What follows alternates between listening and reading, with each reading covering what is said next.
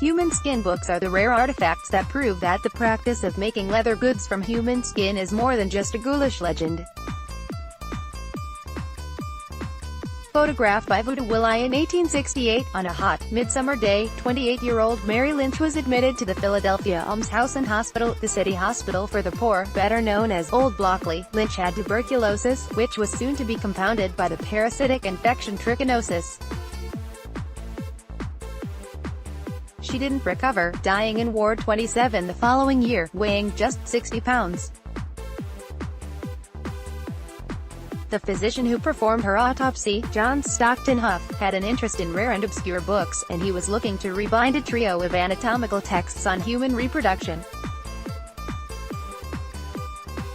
So, he removed a section of skin from Lynch's thigh, tanned it into leather in the hospital's basement, and repurposed it as the book's covers. Lynch lives on in these 3 volumes, now housed at the Mutter Museum of the College of Physicians of Philadelphia. They're among numerous titles bound with human skin. Some of those date back at least as far as the 16th century, though their origins can be difficult to verify. The same goes for other objects made of leather from human skin. Tales of them abound in history, but tend to be apocryphal, says librarian Beth Lander, who oversees the Mutter Museum's human skin books. Lampshades made from the skin of concentration camp victims are a familiar trope, for instance, but their existence has never been confirmed. A newspaper article, from 1888, recounts the author's interaction with a man proudly wearing shoes crafted from human skin. The writer lists his acquaintance with various people who had human skin cigarette cases, slippers, and matchbook covers, suggesting that he was either taking liberties or ran in some deeply troubling circles. Even the human skin books at the Mutter Museum are in the company of a wallet long purported to be made of human skin, but later shown to be just cow and sheep leather, says Lander. These human skin books, then, are the rare artifacts that prove that the practice of making leather goods from human skin is more than just a ghoulish legend. According to Richard Hark, a chemistry professor at Juniata College in Huntington, Pennsylvania, medical history and anatomy books are among those most commonly covered using human leather.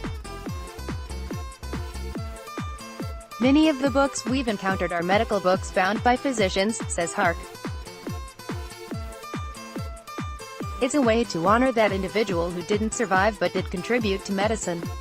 Hark is part of the Anthropodermic Book Project, a group of researchers that analyzes books rumored to be bound in human skin.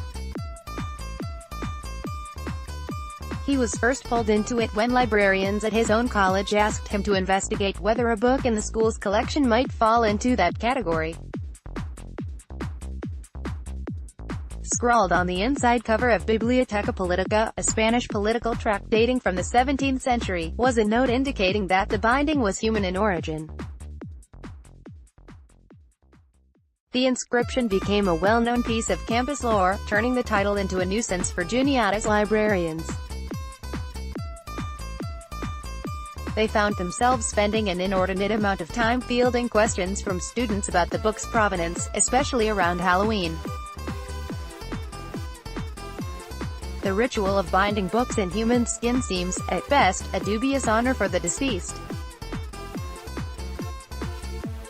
A lot of these titles had very fantastical stories around them, and the literature surrounding them was mostly conjecture, rumor, and innuendo, says Megan Rosenblum, a medical librarian at the University of Southern California, in Los Angeles, who also works with the Anthropodermic Book Project. There was almost no hard evidence about any of them.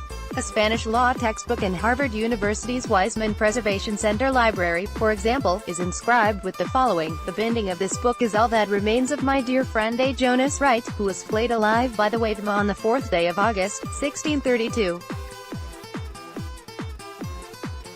King Mbessa did give me the book, it being one of poor Jonas' chief possessions, together with ample of his skin, to bind it. Requiescat in pace."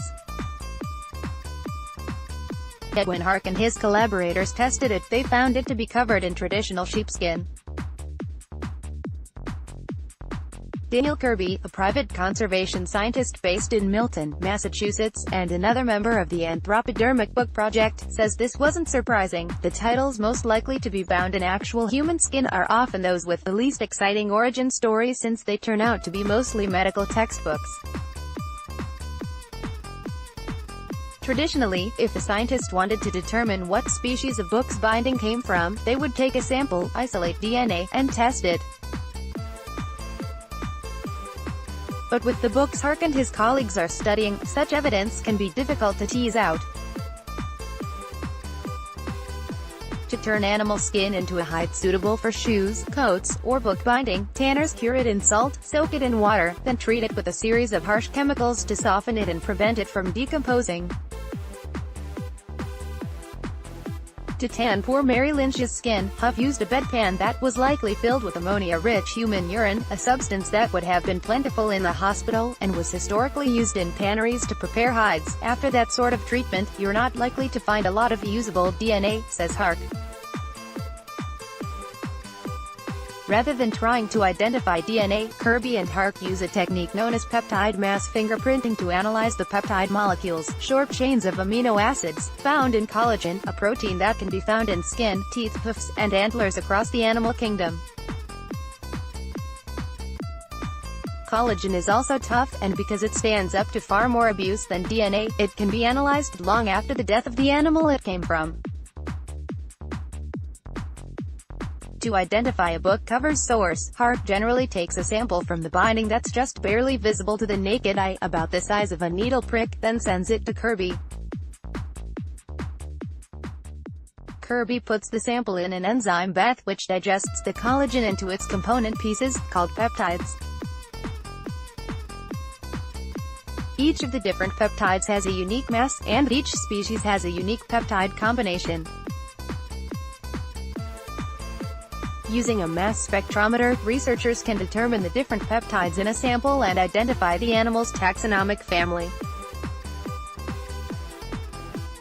The method isn't that precise. Hark and Kirby can't use it to differentiate between, for example, human and gorilla collagen, but primate samples are sufficiently different from those of cows and sheep for the researchers to determine whether a binding is primate or ungulate in origin. Working with Rosenblum and Mutter Museum curator Anna Doty, Hark and Kirby have tested over 30 books since the project began in 2014. They found that 16 were the real deal. Hark and Rosenblum have identified over a dozen more, in holdings around the world.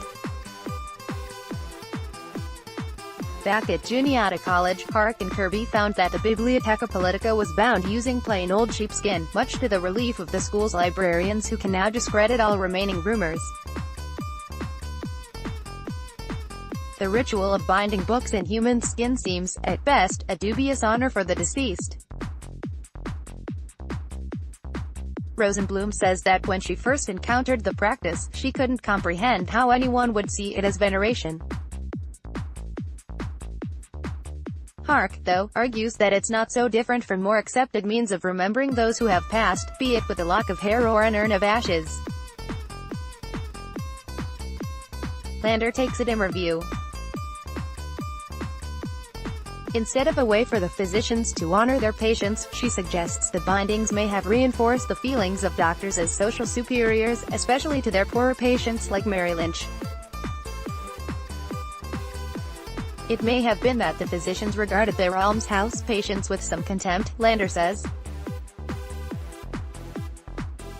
There was the perception that if they could not serve society adequately in their lives, they could then be of service in their deaths. Ian Chant is a freelance journalist who writes about science, culture, and publishing.